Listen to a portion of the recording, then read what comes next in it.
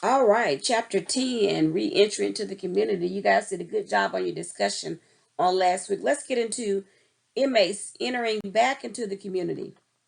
All right, so a lot of inmates, well, all of them, enter back into the community in one way or the other. Some of them come back to into the community by way of parole.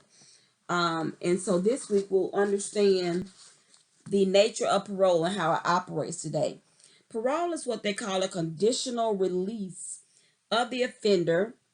It doesn't mean that he is completely or she is completely um, from under the state's uh, from under their arm or from under them their supervision.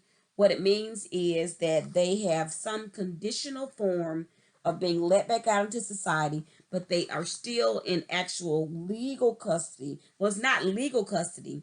Yeah, it is legal custody because when they're on parole, if they do something to violate the conditions that the courts have given them, then they go back into custody. So as long as a person is on parole legally, they're still under the authority of the state. Um, Parolees must comply with the set of rules that are given to them, conditions. And one very important thing about being on parole, you're not supposed to violate the law in any other fashion or recidivate, excuse me, while you are on parole. If the offender does that, then oftentimes the parole is revoked and they have to go back into the prison system. There is a form of parole or a form of release where inmates just do all their time and opt not to even be under parole or under the guise of the state because they don't want to go through the stipulations or the conditions of the parole board. And parole, it doesn't matter whether or not you're on state or federal parole. And remember, we talked about this earlier. A person that is on probation doesn't necessarily have to have gone to jail or prison, but a person that is on parole has to have been released from prison. So, federal parole, they say, is a lot stricter because you've broken some type of federal law. State parole depends on the parole officer; it can be strict. All right, so we'll look at how parole started. And I like this story is 1800s. We follow the English, Australian, and Irish practices of parole, but a couple of names that you'll see in this chapter is Captain Alexander McConaughey, and he was a administrator of the British penal colonies in Tasmania.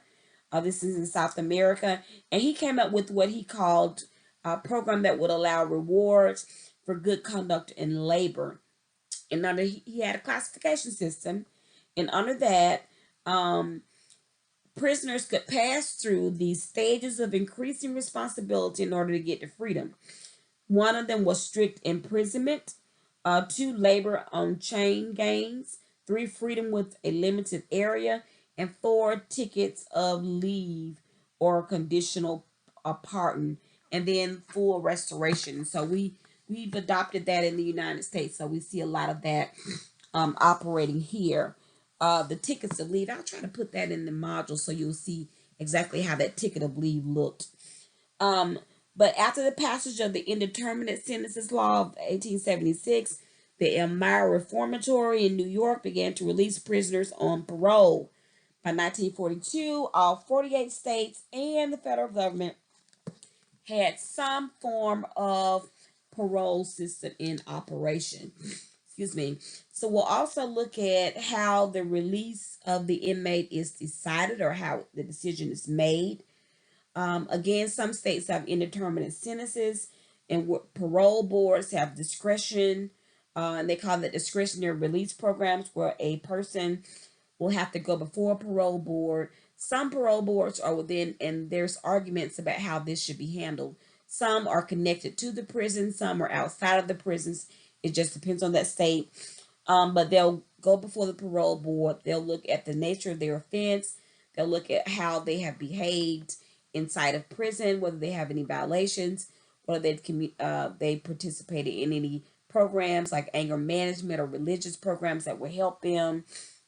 They'll look at a number of things to determine whether or not they'll let a person out on parole.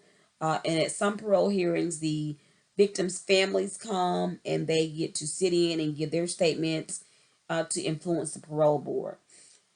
In contrast, we have mandatory release, which occurs after an inmate has served time equal to the total sentence minus good time, and you'll read about good time and what that is. Time offered to inmates that cuts their original sentence down some. Um, or if they've served a certain percentage of their total sentence defined by law, and that's mandatory release. The third type of release is probation release, and this occurs when the sentencing judge requires a period of post custody supervision in the community.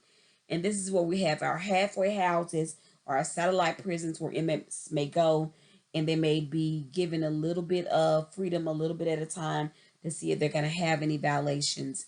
And if they do have violations at that time, they'll be sent back to prison. Many states also have other conditional release mechanisms such as community through furlough, home supervision, halfway houses, and the final release is what I talked about. Expiration release is when the inmate has maxed out their sentence and they're completely released.